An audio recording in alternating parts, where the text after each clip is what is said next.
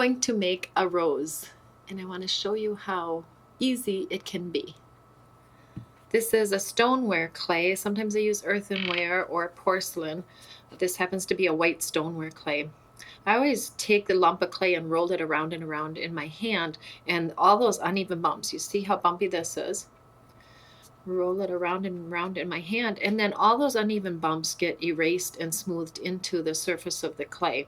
That's how I start my rose petals.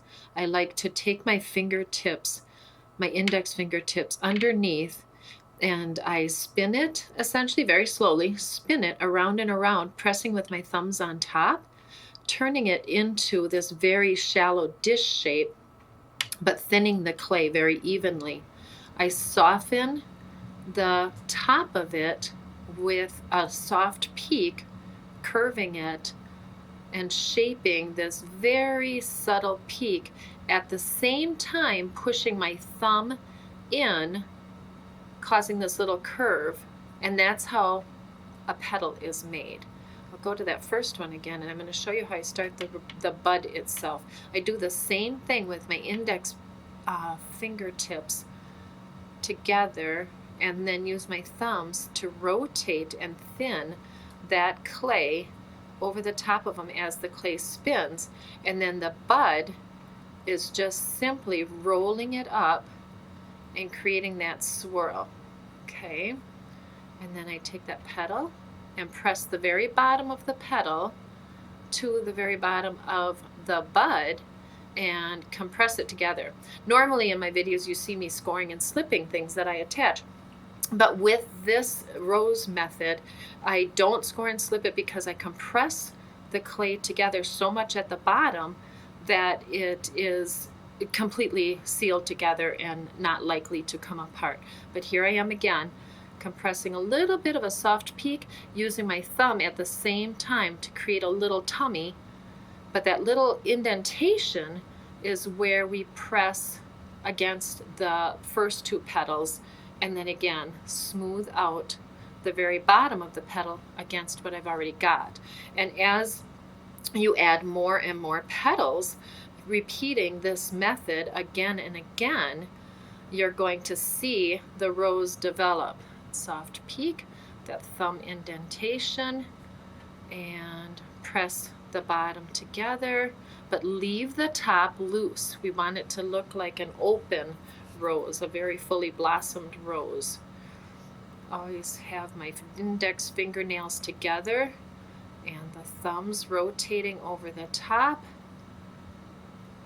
Make that soft peak, push in that little belly, and every time I put on a petal, I tend to go in between the previous petals so that we're not staggering and lining them up like little soldiers. We want them in between, layering them up. And you can make the rose with as many petals as you like, but just for time's sake and for the detail and how long my fingers last before they wear out, I tend to go up to about 8 petals per rose.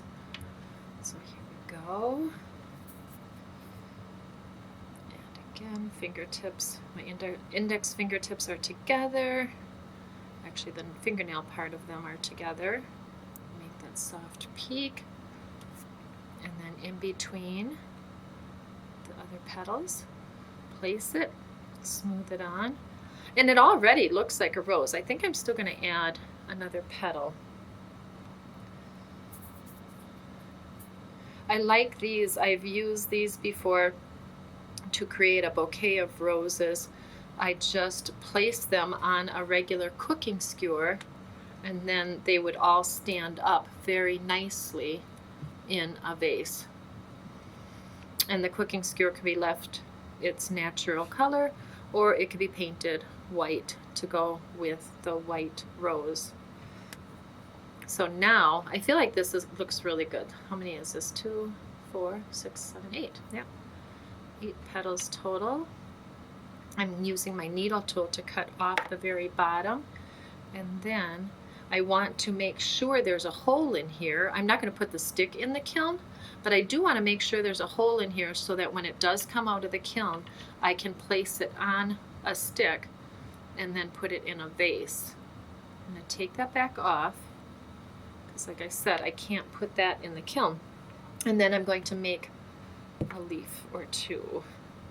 Again, take a lump of clay, roll it around and around to get all those bumps smoothed into the surface, and then I'm going to create the peak like you see here by V'ing my hands and rolling back and forth.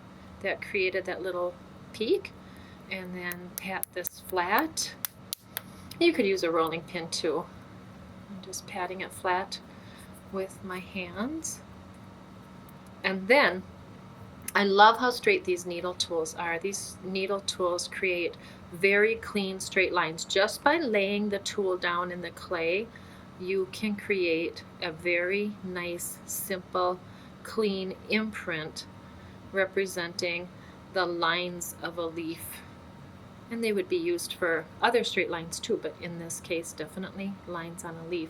Now, just because I'm going to put it on the cooking skewer, I'm going to add some extra clay down in the bottom of this leaf, just because I don't want it to expand too much around the stick.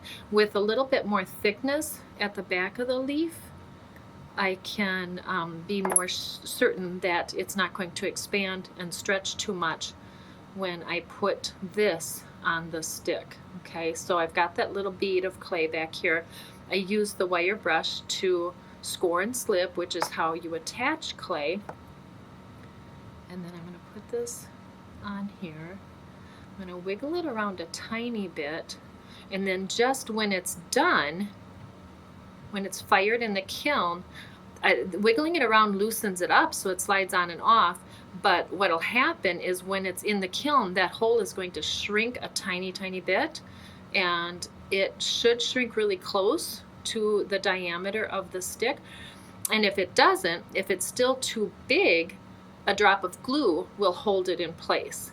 And if it gets too tight, that's not a big deal, because this cooking skewer is a little pliable, so you can force it on a little bit. So we'll put that on and put this back, and that's how you can make a rose out of clay. Thank you for watching.